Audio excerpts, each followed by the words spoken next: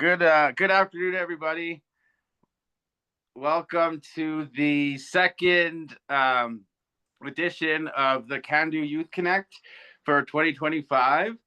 I just want to start by introducing myself. I always like to start with introducing myself in my traditional language, which is Blackfoot, when I have the chance to do so. So I'll do that now. So Oki, Nistunadanago, Bunagukyayo. What I basically just said is, hello, everyone. My Blackfoot name is Elk Bear.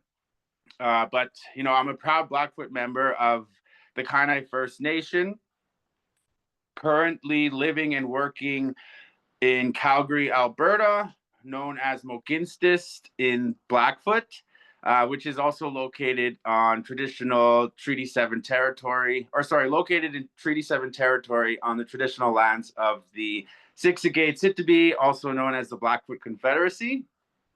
So I'll just kind of give a quick overview of what the Can Do Youth Connect is for some joining us for the first time or may not have that much knowledge or background on what it is.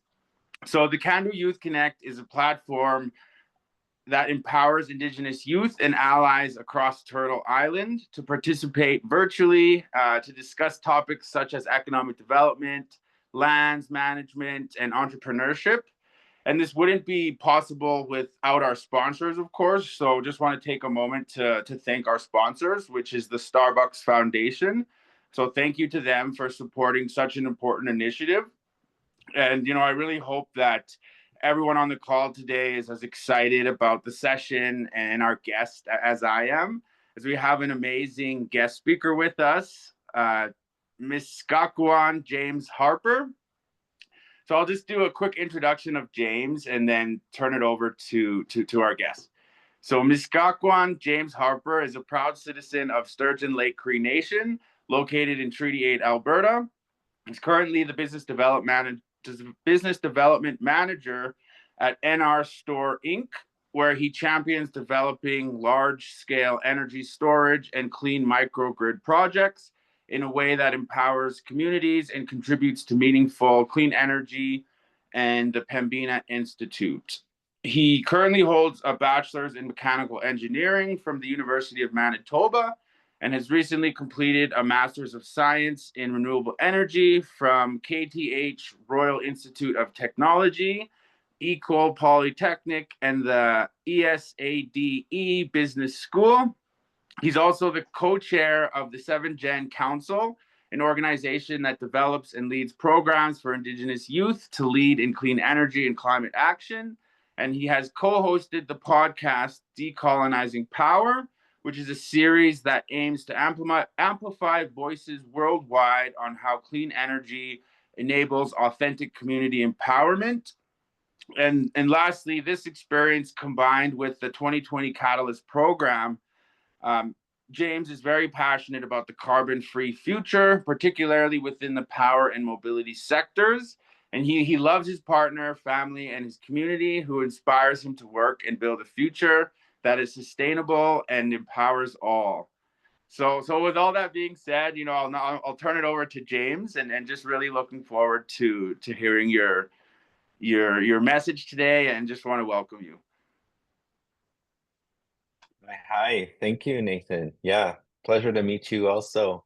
What a bio. Or maybe I should update that to just be a little bit more shorter next time, but appreciate the warm welcome. And thank you to the organizers, Tara and Danielle, for having me and putting this together. Yeah, so today's session, really talking about clean energy and its opportunities for young people, and why it's a much needed area of focus, especially for this current context we live in trying to achieve meaningful climate action, but also trying to get our nations to be in a better sovereign, economically sovereign, self-determined state as well. And so the way I'm gonna do this presentation is actually just walk you all through my story as to how I came to be essentially in this space, and sort of the lessons learned throughout. Yeah, so please feel free to just, if you want to just have your videos off and just listen. I do have like some prepared remarks here. I do have a presentation for visuals, just so you can clue in every now and then on certain segments of my story. There's some interesting little tidbits here and there. But yeah, I'm hoping to not also take up the full time, because I do want to leave some room for any questions or discussions at the end.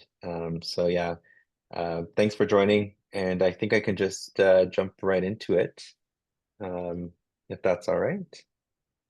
Yeah, for sure. The floor is All yours. right.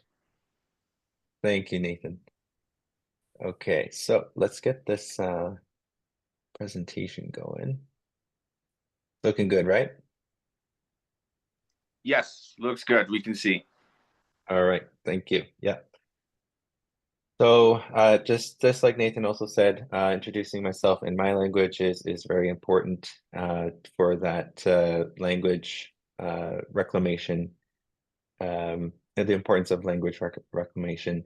So kitatam skat nawal de tumak Mihskakwan James Harper niya sagawin ako na Mihskakwan ni Hiwaski Oche. My name is Mihskakwan James Harper, and I'm a proud citizen of SevenGen in Treaty 8 territory. And yeah, again, much gratitude to Candu and the organizing team, Tara and Carolyn and Danielle, for making this all possible. It's truly an honor to be asked to share a little bit of my story and all the resources that are out there for our young people, that I hope gets you all inspired to know that there's a lot of space for you, and especially in clean energy. So through this next little bit, I'll take you through my journey in this clean energy space, the amazing opportunities that are out there for Indigenous young people in this space, and why this all really matters. And then yeah, we'll do a small Q&A if we want at the end. So just grounding myself first, I just wanted to open and say that my relations, as we all this is how we all relate as Indigenous people, is acknowledging where we come from and who our relatives are. So you'll see some pictures here. The center one showing me and my sisters, my nephew and my mom. This is sort of my core family. See them all the time. We grew up all together, pretty much have a lot of shared stories. This is really like my home, if you will. But of course, my family also means my aunties and my cookum, as you see in the top right. And in the top left, you'll see my mother-in-law as I'm getting married at the end of the year to my partner, who is on the very far right of that photo. So all that to say, I've been raised by very strong matriarchs, have a very solid foundation of very passionate and strong Cree women, especially in my life, and I'm very grateful for that, because it certainly has played a big role in how I've come to be. So I just wanted to ground us, again, where I come from and the teachings I was raised with. So as a young person in this generation, I've been on a journey of uncovering how technology has been a tool of innovation that can create a world that improves our livelihoods, but also can be a source of imbalance and kind of human-centered thinking. So when I was talking to my cookum about this kind of new age of clean energy and the use of technology as a tool to really move us forward in a good way, she called it Kakanao Eawin, which literally translates to "it's all around us" in the Hiawiwin, in the Cree language.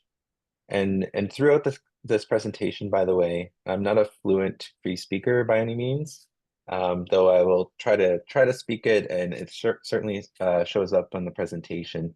And again, this is my way of asserting the language in an active way, and for myself to learn and practice the language.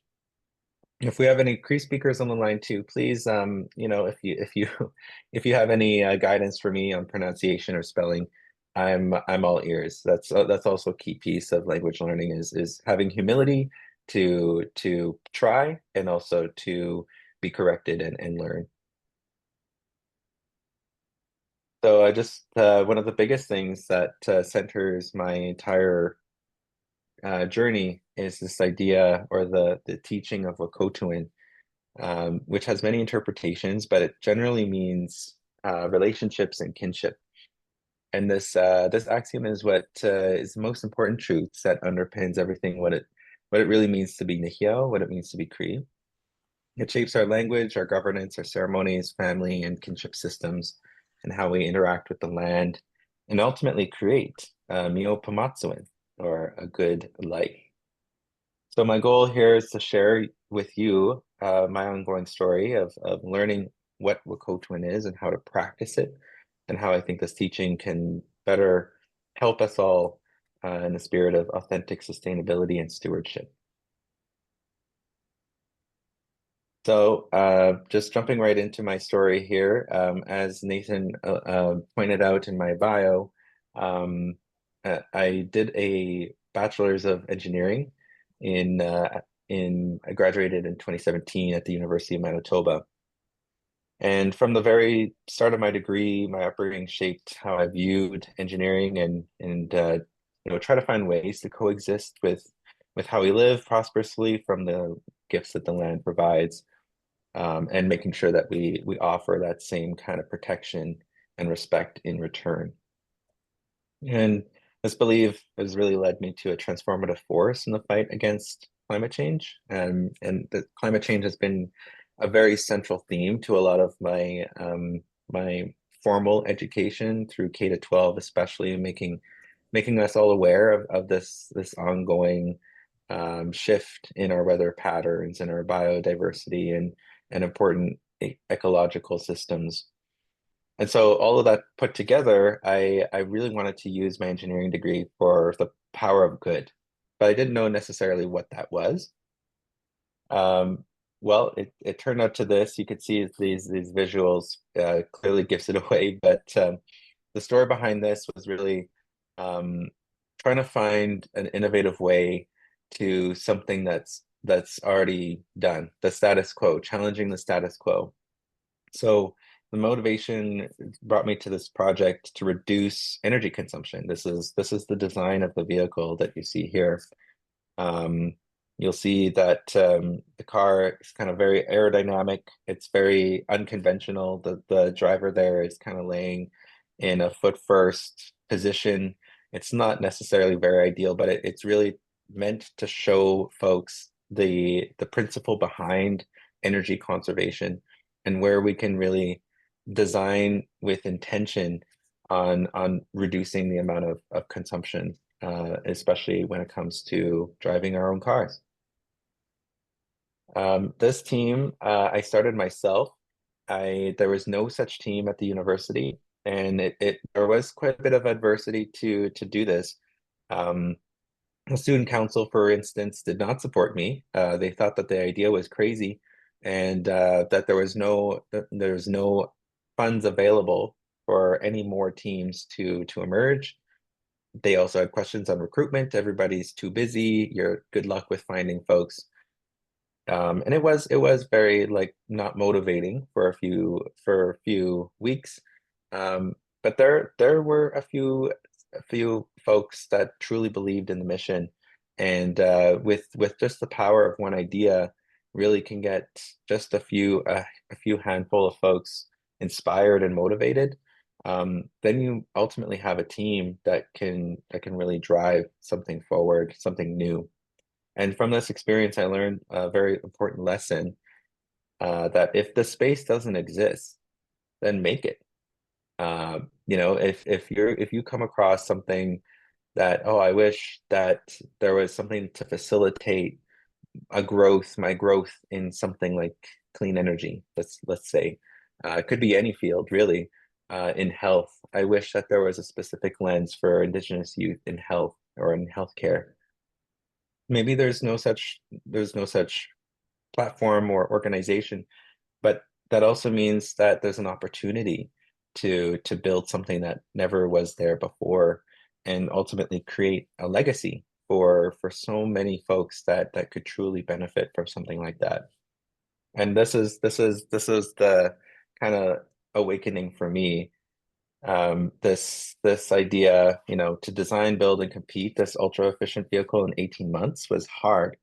We had to recruit. We got a team of 40, and we had to fundraise about $30,000 to build this thing.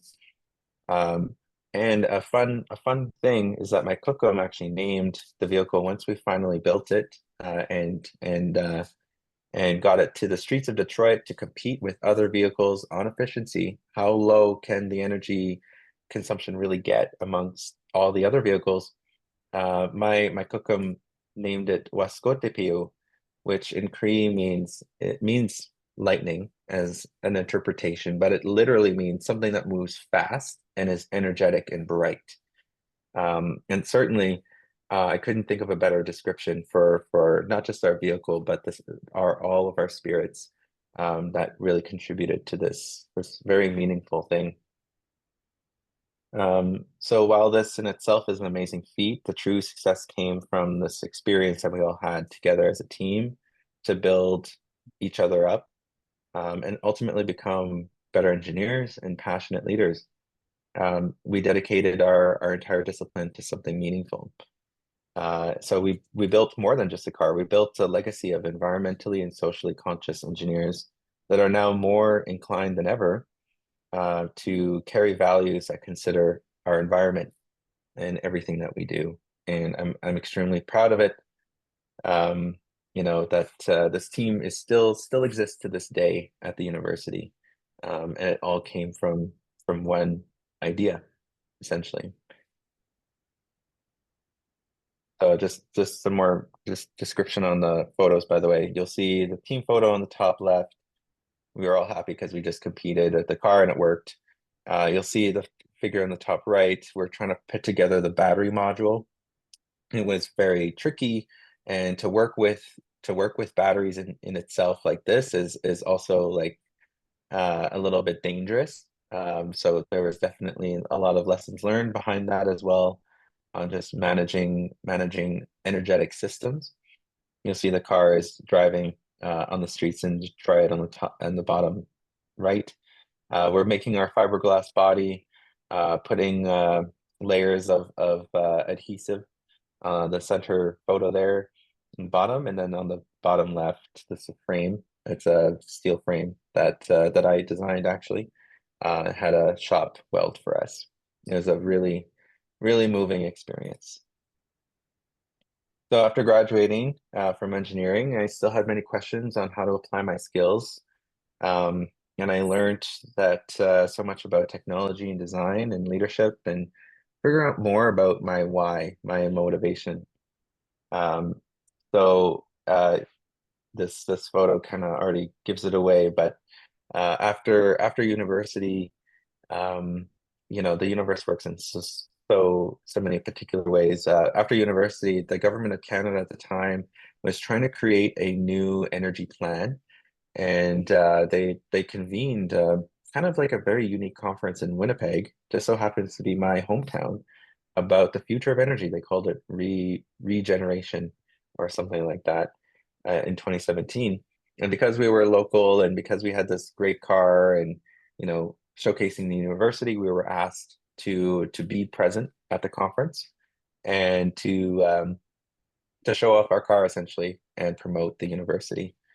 So, our team took turns interacting with the crowd on the exhibition floor, and you know, um, we were able to take turns, and we got to partake in several sessions through the conference as well. One of those sessions on my break was called Indigenous People Leading in Clean Energy. And at that point, I've never heard of this before. I've never heard of such a thing. So I was very curious as to what this whole thing was about. So the session was delivered by Chris Henderson, who was starting a new initiative in this whole area. It was 2017. And I sat there learning more about how some nations are successfully developing wind, solar, energy efficiency, and how it's building nations up in terms of economy building as well. And he described that the missing piece to enabling more projects was building capacity within the nations, empowering our own people with the knowledge and tools to develop and build these projects ourselves.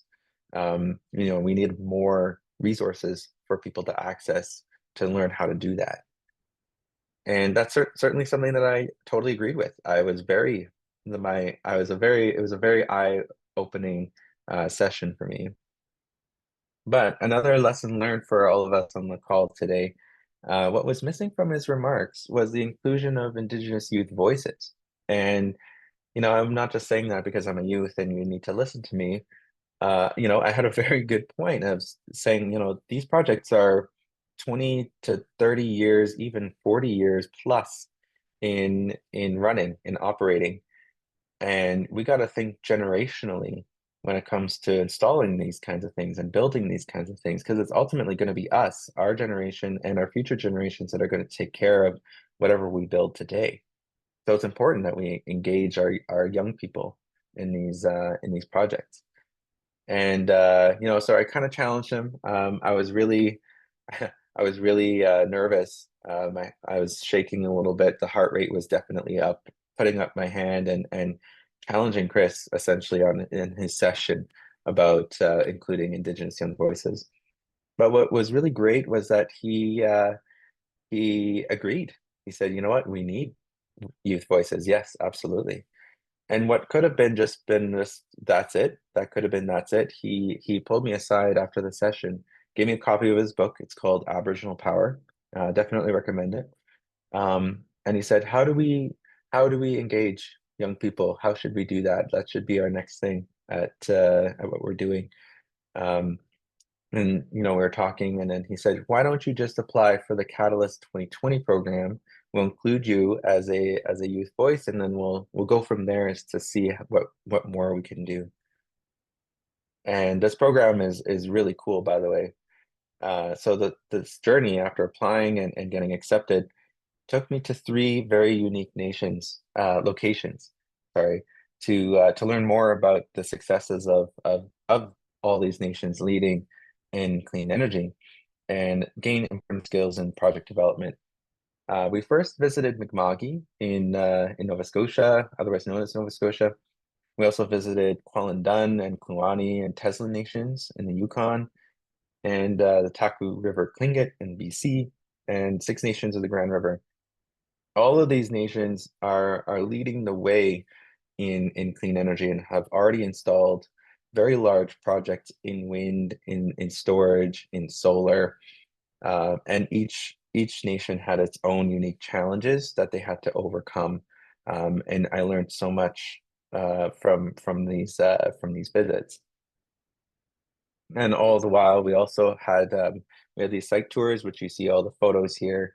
On the top left, for example, there's me at the solar farm at Six Nations. There's also in the bottom right photos. There was actually a groundbreaking ceremony at Kluane First Nation for their wind project, which is now up and running, and an exciting feat in itself.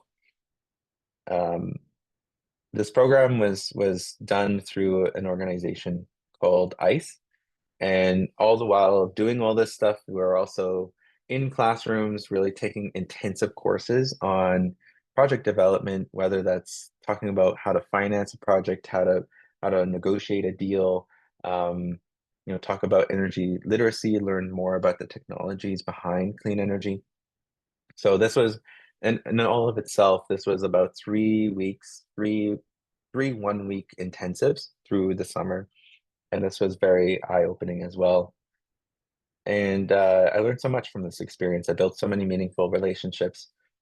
So another lesson learned for all of us on the call here. Um, little did I know how impactful that one action was going to be by raising my hand in that session and asking a very important question about Indigenous young people. And so for me, it's important for me to stress to us all here, including myself. I got to remind myself once in a while, the importance of using your voice. We might find ourselves always second guessing our perspectives and our insights. Perhaps you might think, "Oh, I didn't research this thing enough," or this is a silly idea to bring up, or I don't have the right title to talk about this thing. You know, it's actually those moments that it is the right moment to speak up. Um, it's those moments when you do have a little bit of a shake in your voice, or maybe a knot in your stomach, or the heart rate is certainly up. It's in those moments that's passion. That's a real truth that is trying to that is within you that needs to be shared. And for me, that went a long way in this session, and it actually changed my entire life. And I have no regrets in challenging, in a good way, of course, but challenging uh, Chris in that session, which ultimately led my entire career in clean energy. So in that same summer, it was a big summer, actually. It was a big summer because also I don't know if anyone on this call has received their cows and plow. Those of you with those kind of treaty agreements and going through those claims, my nation got our cows and plow that same summer, and it certainly was actually very well timed because I was taking a gap year after graduating from engineering, and like I was saying, I didn't know what I was going to do. So I needed that. It was much needed relief for me to keep moving forward and keep my eyes on the path in front of me. And but I also had, it was a nice little gift that I had to contemplate what should I do with it? What could I spend it on? And I decided to put some of it towards my continued education in energy. And I wanted to broaden my horizons and learn more about these unique stories from around the world. And this brings me to another program that I took on in that same summer called the Green Program. And this offers like several different destinations around the world with different themes of sustainability. There's one to Hawaii, there's one to Chile. It's a really cool program. And there's a link there if you want to look more into that. So the one that I did was called the Nuclear to Renewable Transitions, and this was a 10-day program in Japan. So off I went for the first time anywhere off of Turtle Island, and that in itself was a pretty crazy feat. I'm not gonna lie, it was definitely a lot of anxiety getting myself ready and wanting to go. But I'm definitely very proud of the courage and bravery that it took to get there. So this experience was very eye-opening as well. In a different place where English wasn't the first language. The food was totally different. It was delicious, but different. And there were subtle cultural differences in how to act in public, on the train or at a restaurant. All of it was quite overwhelming to say the least. Fortunately, through the Green Program, we have guided facilitators who also speak in Japanese, and they gave us very good insights into public life in Japan. So we stayed in a small city. It was called Iwaki, and it's just north of Tokyo. And there was about 10 of us in our cohort, all of whom I came from Canada, but some folks came from US and or Australia. And so throughout the program, we were taught more about Japan's unique energy situation. Um, Japan is an island nation. They don't have a lot of natural resources, but they have a very industrialized economy, which means they have a very high need for high quality energy. So securing that energy in a sustainable way was very difficult. And so as we learned, uh, that much of Japan, at least for many generations before, relied on nuclear to do that.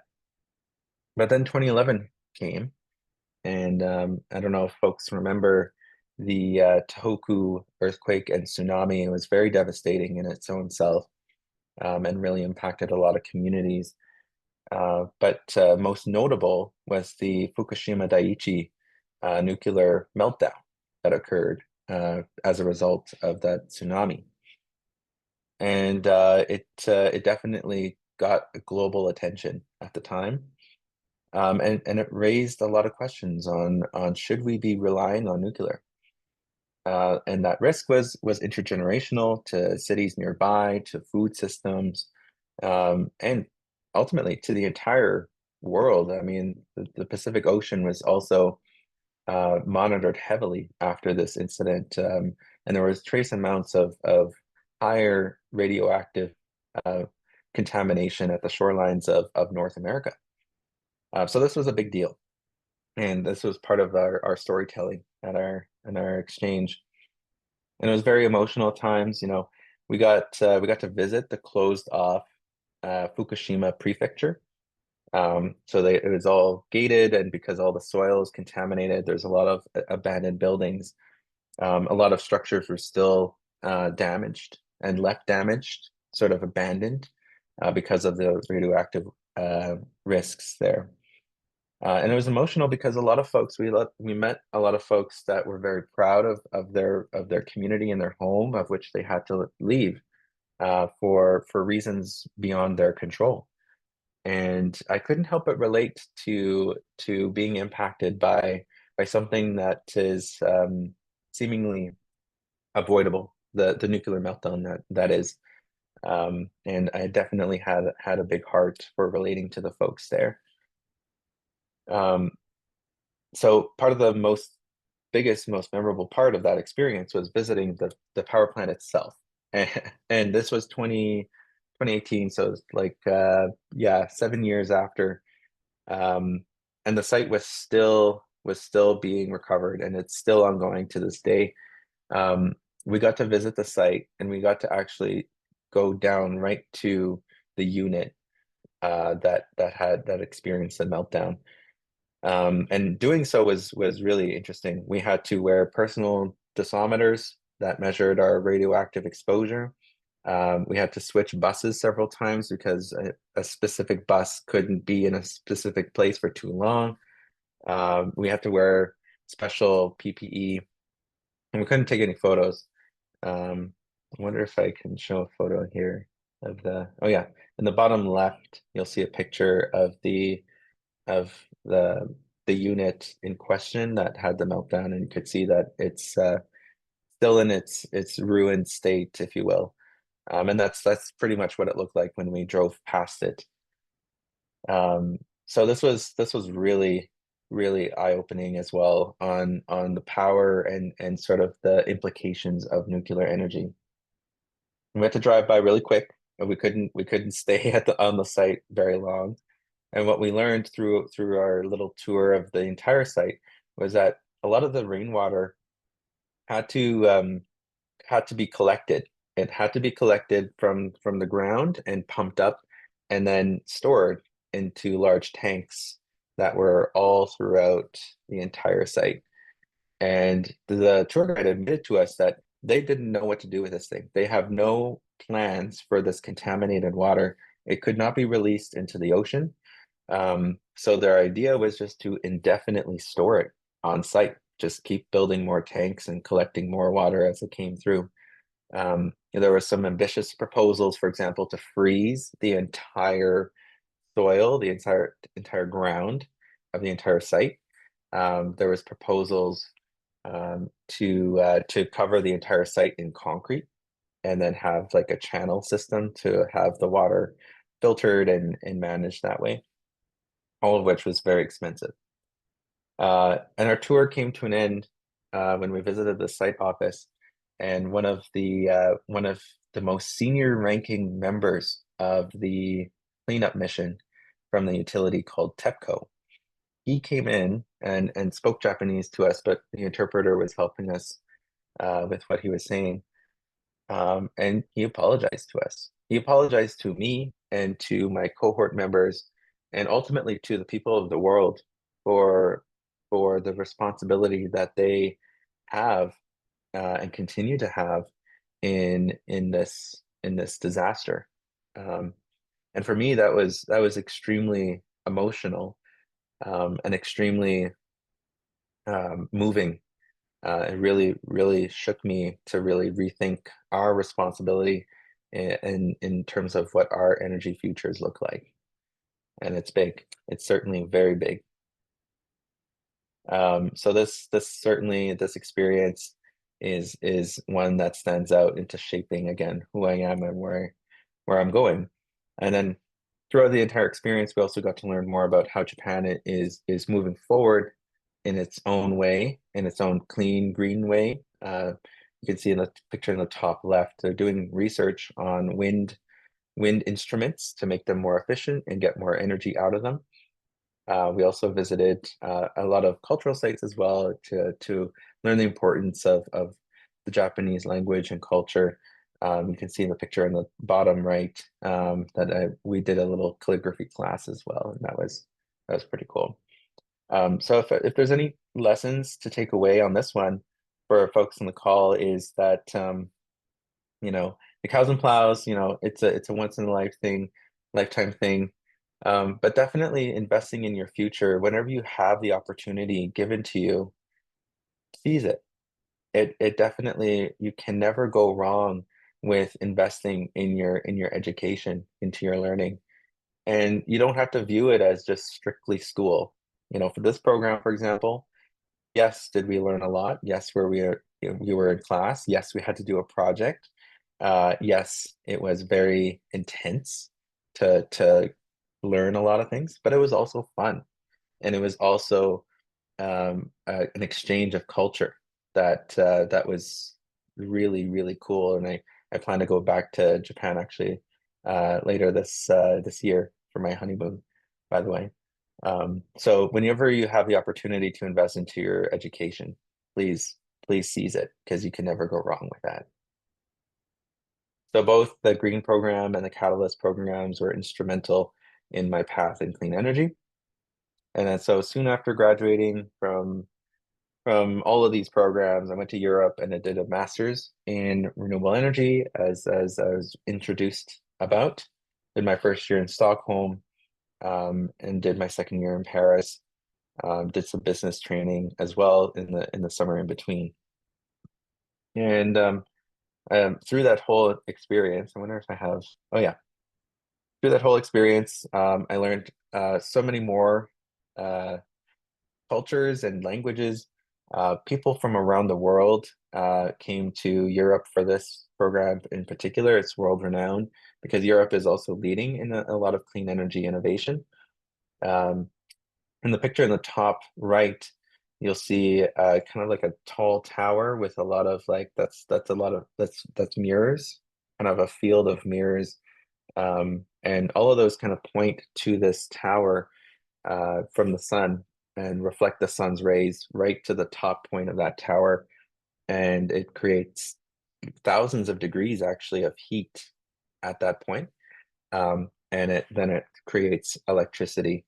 And it goes even into the nighttime because of that heat can contain a lot of energy from the daytime. And this was a really cool experience to learn more about solar technology and how it's more than just solar photovoltaic panels. It can also be solar thermal, as it's called here. And those are one of the many technologies that I was able to learn more about and see through my master's. And of course, also making good friends. You can see a lot of folks that we enjoyed the beauties and wonders of the places we were in, and it was certainly very cool as well. But 2020 came. Couldn't think of a better time to end my master's than at the start of 2020. If you might recall, Justin Trudeau gave a few press conferences, but one of which really stood out to me when I was still in Paris. He said something like, "To all the Canadians abroad, please come home while you still can." So this was pretty ominous. So I packed my bags and got myself back to Winnipeg in 48 hours. That was very stressful. But all to say that was pretty much the end of my master's anyways. I was going to come back home. So I finished my master's, did a few exams virtually, and then I started an internship with a company called InnerStore. And learn more about energy storage development here in Canada and how to do it in a good way. And I did it all at the comfort of my dining room table, as I'm sure a lot of us can relate to. Um, I just want to say that another lesson learned here for me was that I started my master's in 2018. It was 2 years, took me to 2020. And it kind of, like I was saying, the timing kind of worked out anyways, because I was about to leave Europe anyways because of the end of my master's and then the onset of the pandemic. And that was pretty bad. But it all kind of aligned anyways. All that to say, it did take quite a bit of time for me to contemplate such a big decision in 2018 to start my master's and go overseas and do this thing. And I don't want to undermine the importance of being thoughtful and sitting yourself down, weighing all the pros and cons, talking to your family about changes that you're contemplating. All of that is important. But had I delayed my decision, uh, I would have lost a year or the entire experience um, of the program. So in many ways, my message to a lot of young people as well, and folks on the call here, seize the opportunity also when it comes. Like there's only so much analysis that you can do or should do. At the end of the day, you gotta just seize an opportunity, just own it and take it and see where it goes. And sometimes also the opportunities aren't for you. And that's as equally as important to learn and gain insight from to know what you don't want to do versus also what you want to do. At the end of the day, just take the risk. It certainly pays off. And ultimately we also don't know what the future will look like, what the world will look like, what the circumstances will look like in the future. So if those opportunities are in front of you now, please consider doing it sooner rather than later, is my message. The last thing I'll share is just my little journey. I say little sarcastically. It's it's probably one of the biggest pieces of my work lately is a thing called SevenGen. And so when I came back from Europe and I was starting my internship, I was also bored. I think a lot of us were bored through the pandemic. Um, and there's a lot of things you can do with your time, I'm sure, at home. For me, I was very like I'm kind of a workaholic, so I was like, what could I be doing for my community? What could I be doing to get myself out there, to keep moving us forward in a good way? So the SevenGen Council was recruiting at the time. I was connected with them through Indigenous Clean Energy, through a few friends, and they were saying, James, you should apply for SevenGen and become a council member. We're trying to organize our next summit. SevenGen, by the way, was started in 2019 with our first summit in Tsuut'ina Nation, where we brought 150 young people, Indigenous young people, to talk about clean energy futures, future sustainability, and more. And it was a big success. So they wanted to do it again. So yeah, in 2020, I applied and became a council member on the SevenGen Council. Um, and this is, it was 2020 and we're trying to organize a conference. We're trying to convene a bunch of people together. Uh, maybe that's not necessarily where the world is going right now. So as Indigenous young people always do, by the way, we take a challenge and we turn it into an opportunity. For us, we were like, okay, so we're obviously not going to host a big conference or a big gathering, but what can we do to keep moving the needle, keep making sure that we're investing into Indigenous young voices and ideas and supporting their mission? And we created a new program called imaGENation, which is an 18-month program that provides grant dollars, about $50,000 or more, to youth teams that are going to develop and implement their own sustainability initiatives in their own communities.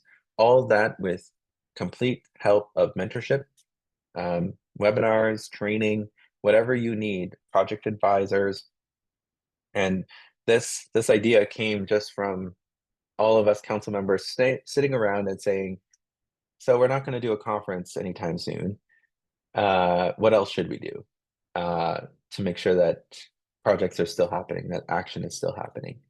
And it wasn't any small feat, by the way. We had to call funders left, right, and center. We got denied like how many times? There was a lot of people that didn't necessarily believe in this mission. Um, but we persevered and we pushed through. And that's again another important lesson that I want to share with a lot of young people is that when the world is being crazy, and it certainly it's not no shortage of craziness happening right now. When it's seemingly very, very challenging to be here in this space, in this place, there's also room for an opportunity. There's also room for something brand new that has never been done before and ever been considered before. And we kind of took that lesson ourselves and applied it. And now imagination is in cohort 2. You'll see the link there is to SevenGen's website where you can learn more about the imagination program. And of course, we were able to host a summit. we actually hosted 2 summits since then. One in 2022 at Dakota Whitecap in Saskatchewan, and another one just recently in October in Iqaluit. And you'll see a lot of those photos in Iqaluit.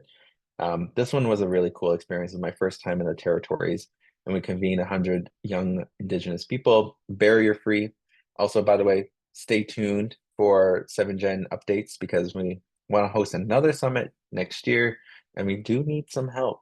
So please pay attention to our social media at SevenGen Energy as we begin our recruitment process very soon. All that to say, we went to Iqaluit, we convened a lot of folks. It was a really great time. And I think one of the things that really stood out for me was highlighting the importance of Northern voices. We can always host conferences and try to bring folks from remote communities, from northern communities. But at the end of the day, we also want to meet folks where they're at. So we decided to take our entire organization, our entire team, and a lot of this movement to the north. And we also prioritized northern voices as well.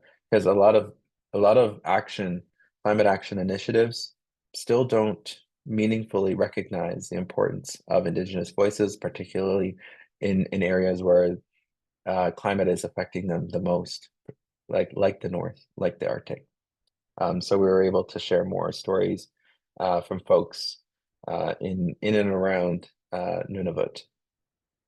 It was a really cool experience. And again, if you want to become involved, I really want you to. Everyone on this call, I'm sure, is very aligned with that. Please don't hesitate to reach out and ask how. So I'll just end my entire spiel here. That you know, when I look back at all of these experiences, and when I consider what is before me, which I have no idea. When I look back at all these experiences, I definitely wouldn't have imagined, as a 5-year-old Mihskakwan, envisioning that I would do all those things.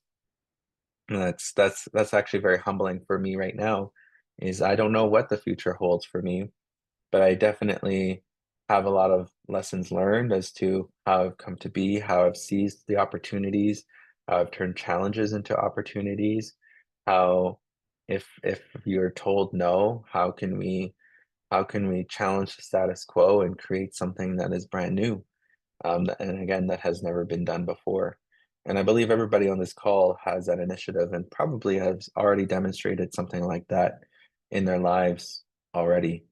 So I just wanted to say thank you so much, Kanana Skometsin and all, Nedotimak. Thank you to all my relations for listening.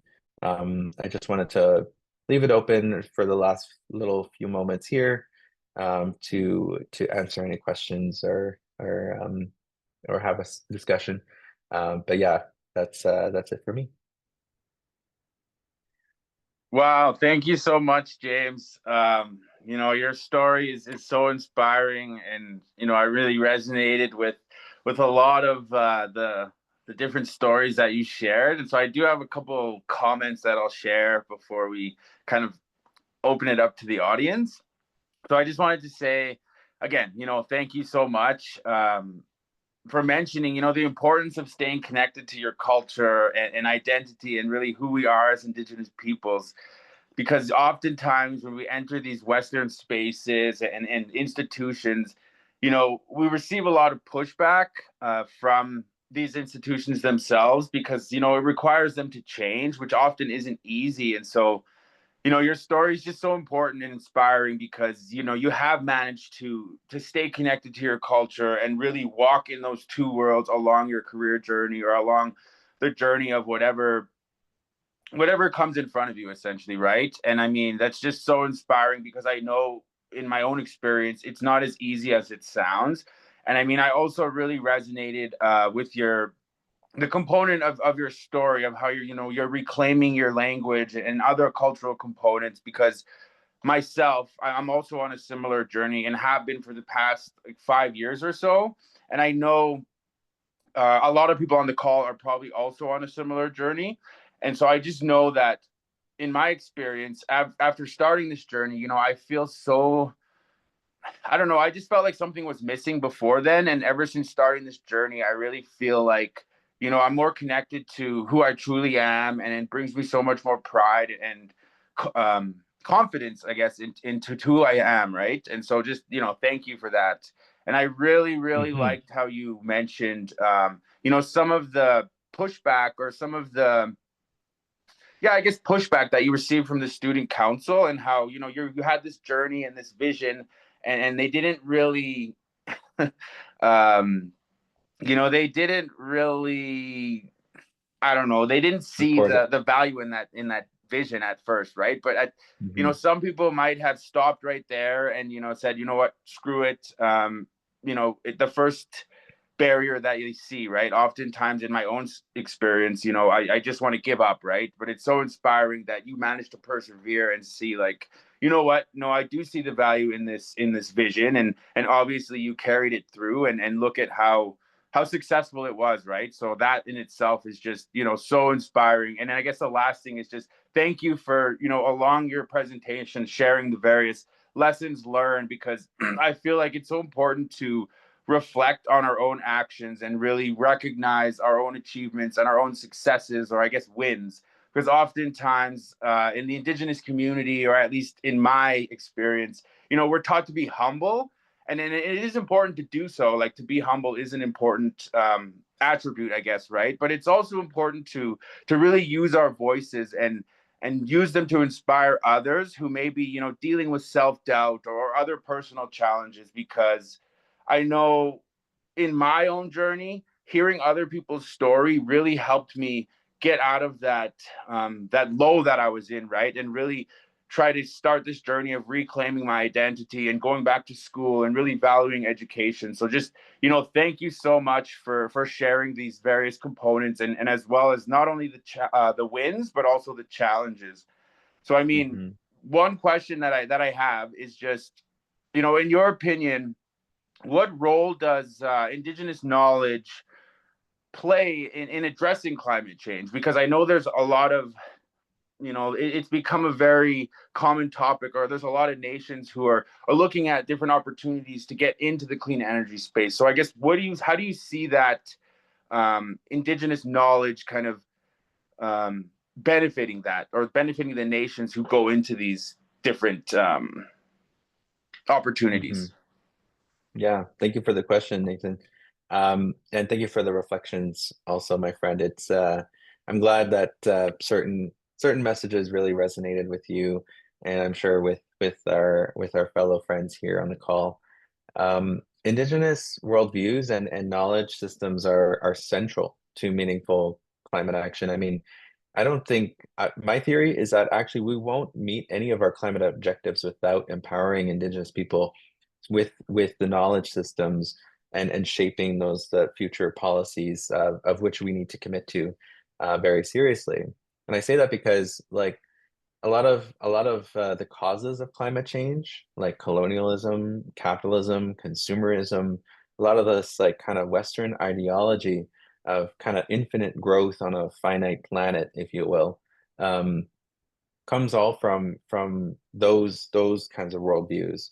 And if we continue to apply those kinds of worldviews to do climate action and to meet our goals, well, frankly, I don't think we're going to get there. We need a complete shift in the way that we view ourselves and the natural world and how we are one, essentially, not apart.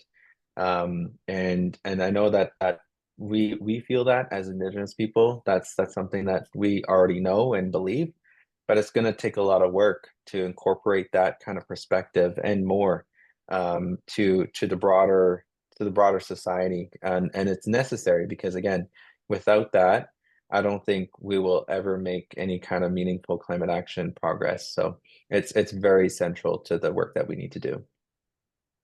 No, I mean, obviously, couldn't agree more, and thank you so much for that insightful response. And so I think we have time for just one more question here, and then we'll probably have to just end the call there. So I'll open it up to the audience. If anybody on the call has a question they want to ask James before we end the call here, please feel free to use your mic or the chat if you don't feel comfortable sharing via the mic.